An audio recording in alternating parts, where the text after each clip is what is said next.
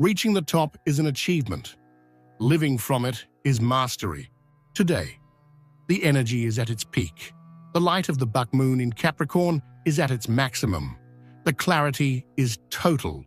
You are at the top of the mountain, looking at your life with a 360-degree view that few manage to achieve. The verdict has been delivered.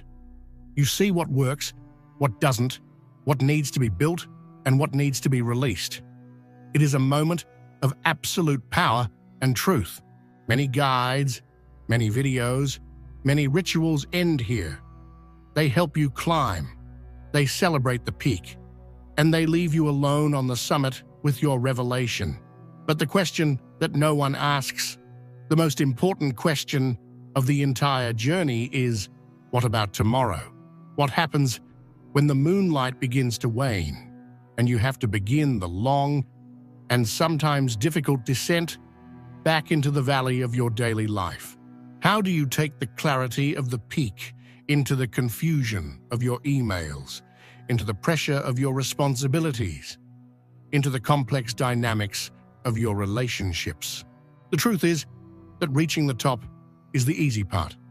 The adrenaline, the goal, the energy of culmination propel us. The true test of mastery, the true spiritual alchemy, happens on the descent. It is in the process of integration that momentary revelation transforms into permanent wisdom. Without a conscious process to anchor the energy, today's blinding clarity will become just the distant memory of a beautiful dream by next week. This transmission is not about how to reach the top. We have already done that. This transmission is about how not to lose the view from the top when you get back to the base. This is your integration guide for the days that follow the full moon. We will talk about how to turn epiphany into practice, inspiration into discipline. We will learn to bottle the lightning, to bring the light of the mountain into your lantern, so that it can illuminate your path in the valley on the days when darkness and routine threaten to make you forget what you saw. The difference between a spiritual tourist who just visits the peaks to take a photo and then returns to the same life as before, and an embodied master who lives the wisdom of the mountain in every act of their day lies entirely in the work of integration. And to do this work, we must first be brutally honest about the challenge that awaits us. We need to name the enemy of integration, the phenomenon that causes the most powerful resolutions to dissolve in a few days. We need to talk about valley amnesia. What is valley amnesia exactly? It is one of the most frustrating, silent, and universal phenomena of the growth journey. It is the almost immediate disconnection between our peak consciousness and our valley behavior. It is the experience of being touched by a divine truth in a moment of clarity and the very next day acting as if nothing happened. It's as if, at the top of the mountain, you were a god, seeing everything with absolute clarity and power. But upon descending and re-entering the dense atmosphere of your daily life, you once again put on the heavy coat of your old habits, your limiting beliefs, and your deepest fears. And the memory of who you were up there, of that version of yourself who knew exactly what to do, begins to fade like a dream at dawn. Think about it. With brutal honesty, how many times has this happened to you? On Thursday, under the full light of the full moon, you have a world-shattering revelation. You realize with a certainty that vibrates in every cell of your body that your current career is not aligned with your soul, that it is draining your life. You feel in your body the need to change, to seek something with more purpose. You make plans, you feel energized, inspired, ready for revolution. On Friday, you wake up, you open your email inbox. There are 50 new messages, urgent problems that demand your attention. The pressure of routine and the clarity of the previous night begins to seem naive. Unrealistic. How could I just change careers? Your logical mind asks. I have bills to pay. I have responsibilities. It was just an emotional moment. And little by little, the grand revelation gets buried under the weight of the valley's pragmatism. Or perhaps your revelation was about a relationship. At the peak of the full moon, you finally understood that you need to set a clear boundary with a family member, friend, or partner. You felt the strength, the authority, and the self-respect to do it. You rehearsed the words. You were ready. The next day, the phone rings. It's that person, and the moment you hear their voice, the old reactive pattern is triggered like a reflex. The fear of disappointing, the need to be the good guy or good girl, the guilt, and you find yourself once again saying yes when your soul was screaming no. And right after comes the tide of self-anger, the frustration. Why can't I change? What is wrong with me? It is crucial that you hear this now. There is nothing wrong with you. This is not a character flaw. It is not a lack of willpower. It is a real energetic phenomenon, which we can call the gravity of the valley.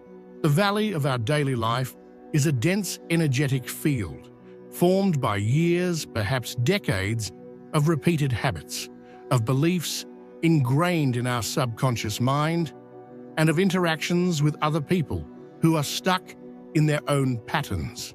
Our brains are like rivers. They always seek the path of least resistance, the riverbed that has already been carved by years and years of repetition.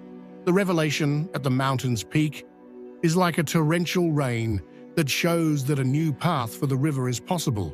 But as soon as the rain stops, the water naturally tries to return to the old, familiar, and easier riverbed. Integration, therefore, is not a passive state. It is the conscious and disciplined work of taking a shovel and starting to dig a new riverbed for the river of your consciousness day after day until the new path becomes the most natural one. Valley amnesia is the natural tendency of our energy to return to the familiar, even if the familiar is a prison. Recognizing this phenomenon without judgment is the first and most important step to overcoming it. But how, in practice, do you dig this new riverbed?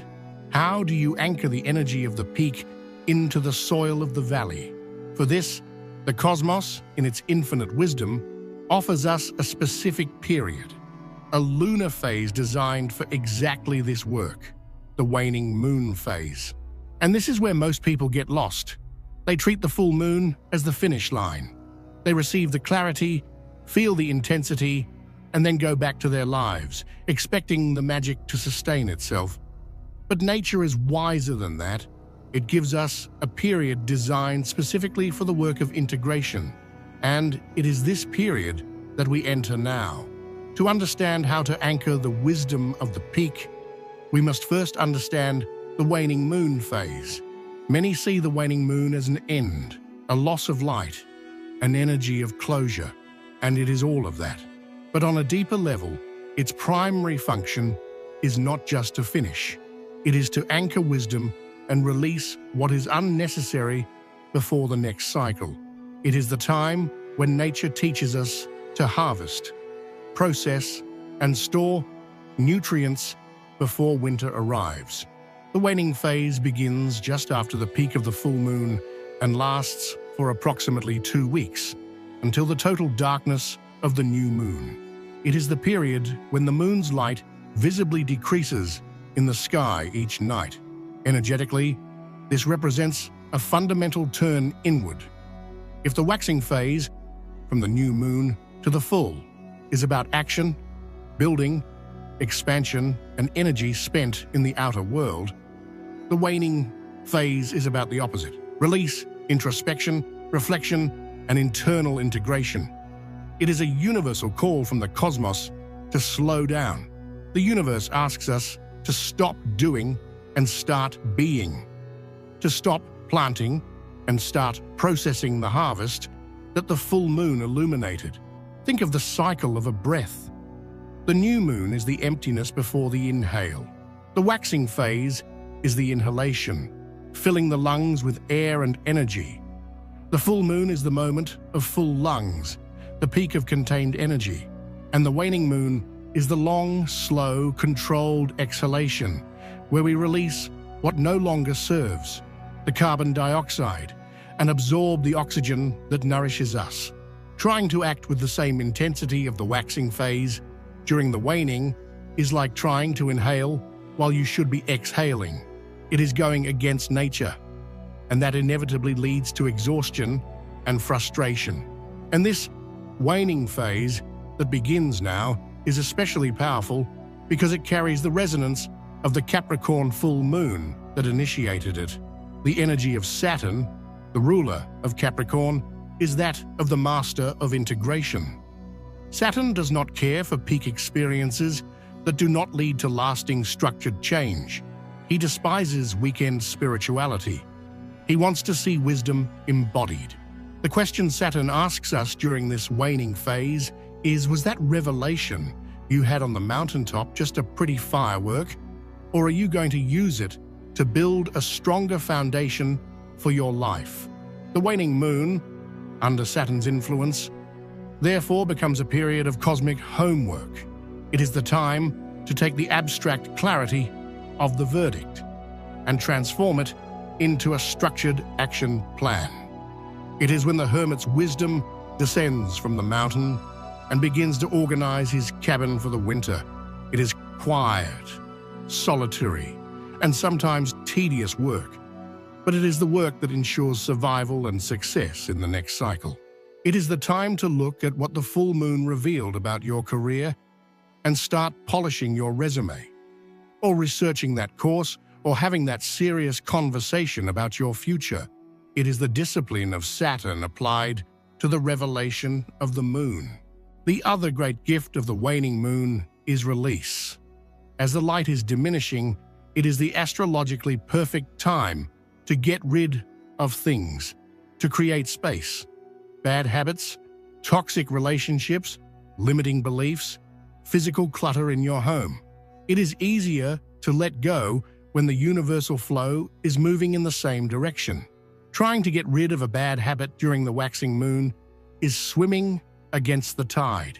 In the waning phase, the current is in your favor, helping to carry away what you no longer want to carry. Therefore, the days that follow the full moon are not a void or an anticlimax. They are a sacred and productive workspace, a time to integrate wisdom and release weight. It is the sculptor's workshop, where he refines the details of his masterpiece after the great revelation on the mountaintop. Understanding the nature of this time is the first step. The next is to have the right tools for the job. How can we, in practice, use this period to translate vision into reality?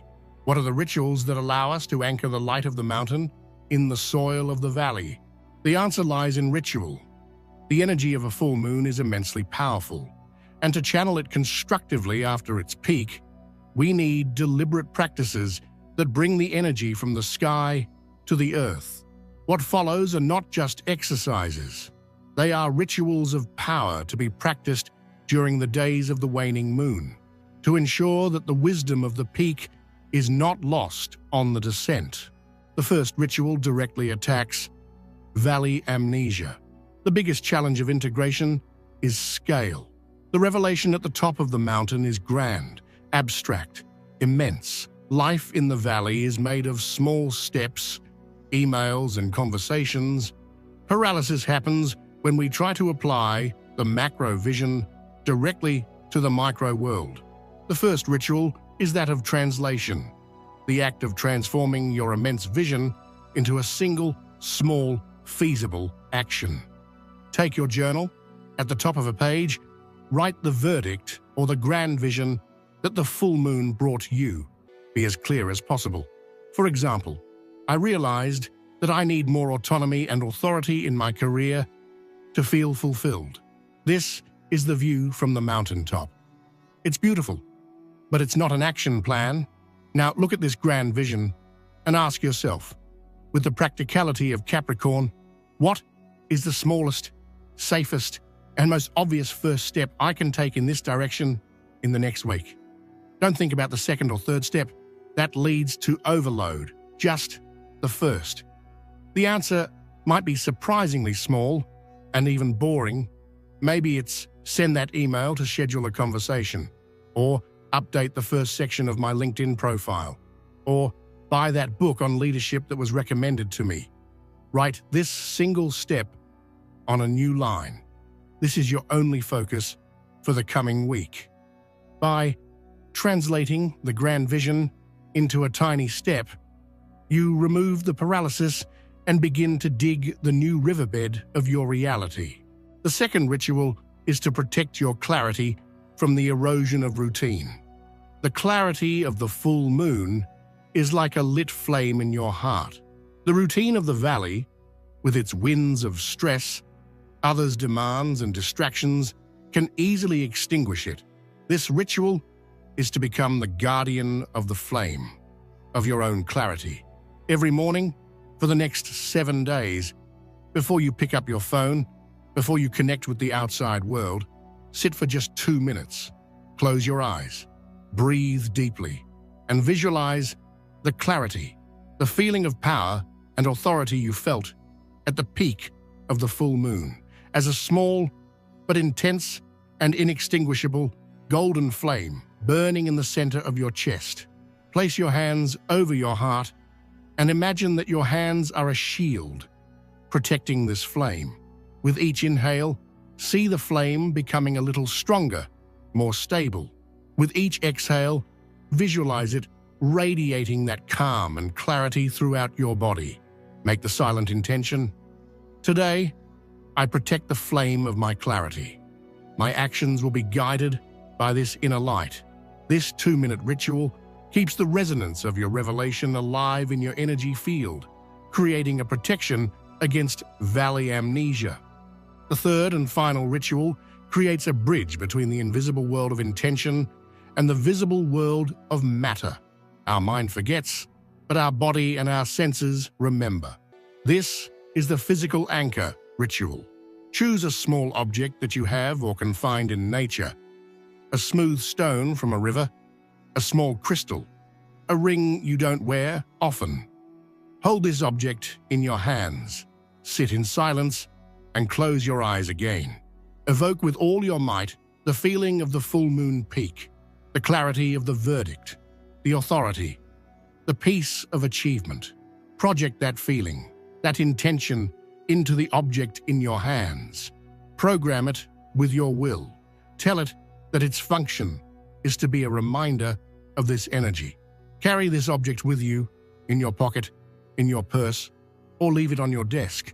Whenever you feel lost in the confusion of the valley, whenever the old doubt or the old pattern tries to return, hold your anchor.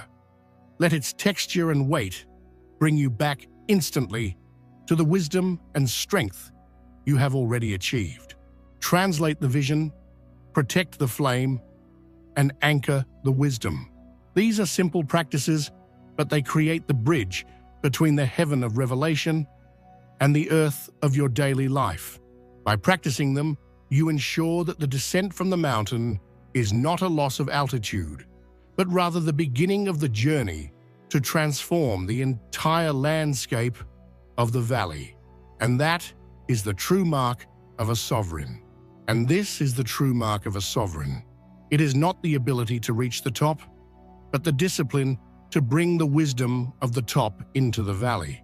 The transformation that this complete cycle of the full moon offers you is the passage from being a spiritual tourist to becoming an embodied master.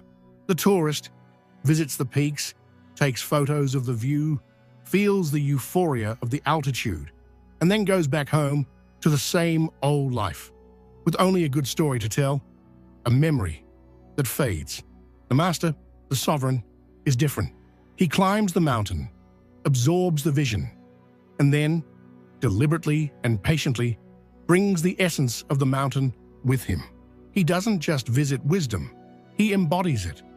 He lives it in his actions. in his words, in his silence. He learns to make the soil of his valley as sacred as the mountain's peak. The power you take from this journey is not a noisy or performative power. It is a quiet strength that resides in your center. It is the confidence of knowing that you no longer need to wait for grand astrological events to have clarity, because you have learned to protect your own inner flame. You have learned to translate your vision into action. You have learned to use your own anchor. Many who felt the euphoria of the full moon yesterday will have already forgotten its message tomorrow, swept away by the force of routine and valley amnesia. They will return to their old patterns, waiting for the next big wave to feel alive again. But you, by committing to the work of integration, join a select group of souls who understand that the real magic does not happen in the event, but in the day-to-day that follows. If this three-part journey, the vigil, the verdict, and the integration, has resonated with your soul, honor this complete cycle and seal your learning by liking this video, and to declare to the universe your intention not just to be a visitor of wisdom, but a carrier of it. Go to the comments section and affirm with the strength of a master builder who now knows how to make things real. I integrate. Feel the power of this word. It is your promise to embody your clarity, to live your truth. Read the declarations of other souls who are also descending the mountain, and know that you are not alone in the valley. And share this trilogy with those who need a complete map, not just to reach the peak, but to know what to do afterward. Finally, subscribe and activate the notifications, because the descent from the mountain is not an end, but the preparation for a new beginning. Each lunar cycle is a step on the ladder of our evolution. You have cleared the terrain. You have fertilized the soil with the wisdom you have gained. Now this soil is more fertile than ever. The next new moon will arrive soon, bringing the opportunity to plant a new seed. A seed born not from blind hope, but from hard-won clarity. In our next transmission, we will talk about how to choose the right seed for your next great cycle of manifestation. The journey never ends. It only deepens.